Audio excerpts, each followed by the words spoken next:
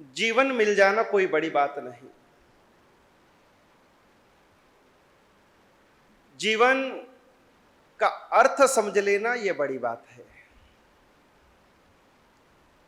वास्तव में हमें जो जीवन मिला है, जीवन तो मिला, लेकिन जीवन जीने का सलीका नहीं मिला।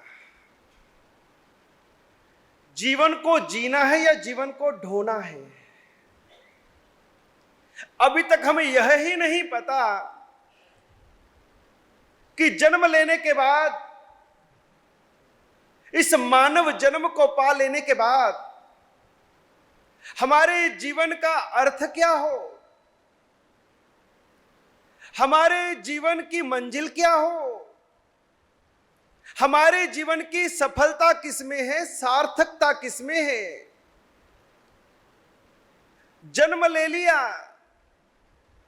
और जीवन बिता दिया और एक दिन रवाना भी हो गए, इसको हम जीवन की सफलता या सार्थकता नहीं कह सकते। हमारे जीवन में वो संभावनाएं हैं जिससे हम चाहें तो हम अपने लिए परमात्मा का द्वार भी खोल सकते हैं, और यदि हम चाहें तो हम अपने लिए शैतान का द्वार भी खोल सकते हैं। हमें अपने जीवन को अर्थ देना है, लेकिन अभी तक व्यर्थ जी रहे हैं, अभी तक व्यर्थता ही इकट्ठी की है। जीवन में फूल नहीं कांटे खिले हैं, जीवन में शंकर नहीं कंकर ही कंकर भरे हैं, जीवन में सुख के सुमन नहीं कष्टों के कांटे हमारे इस जीवन रूपी बगिया में भरे पड़े हैं। क्योंकि हमने अपने जीवन को भी समझा ही नहीं, समझा नहीं तो सजाया ही नहीं, सजाया ही नहीं संवारा ही नहीं। हमारा जीवन तो जो उपवन बन सकता था, उपवन ही नहीं नंदनवन बन सकता था, उस नंदनवन उपवन जैसे जीवन को हमने वन बना दिया, जंगल बना दिया। और जंगल में कोई भी चीज तरतीब से नहीं होती, तरीके से नहीं होती। जहां दिलाया घास फूस उग गया, जहां जो आया जो झाड़ उग गया।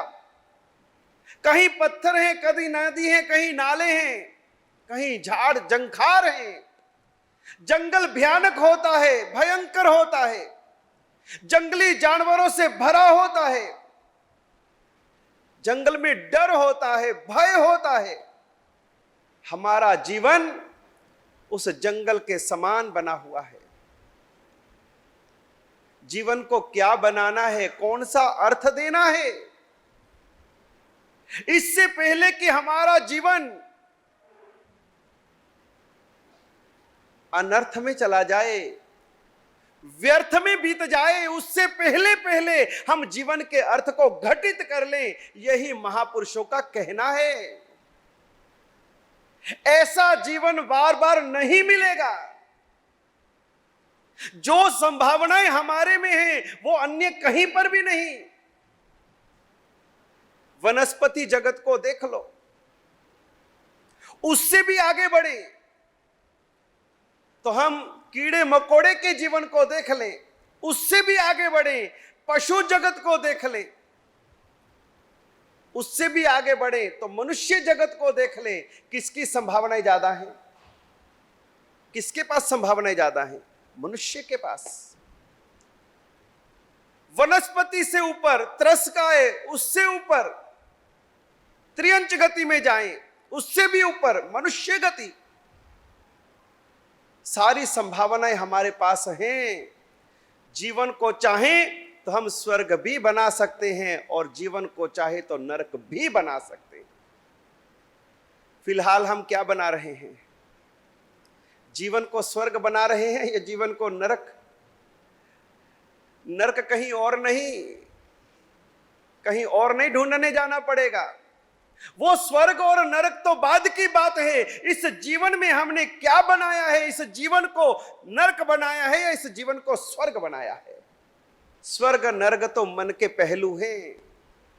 हम चाहें तो स्वर्ग भी बना सकते हैं और हम ही चाहें तो नर्क भी बना सकते हैं। जीवन तो हमको भी मिला है, सबको मिला है,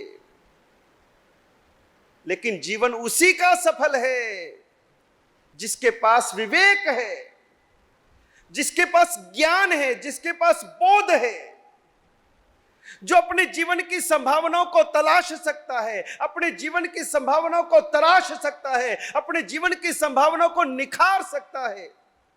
वही तो मनुष्य है। नहीं तो मनुष्य और पशु में भेद क्या? मनुष्य और तरस में भेद क्या? जो उन गतियों में जीव नहीं कर सकता वह केवल मनुष्य भव में कर सकता है। मनुष्य हम आकृति से हैं या गुणों से भी हैं? हम कैसे मनुष्य हैं? मनुष्य का अर्थ क्या है?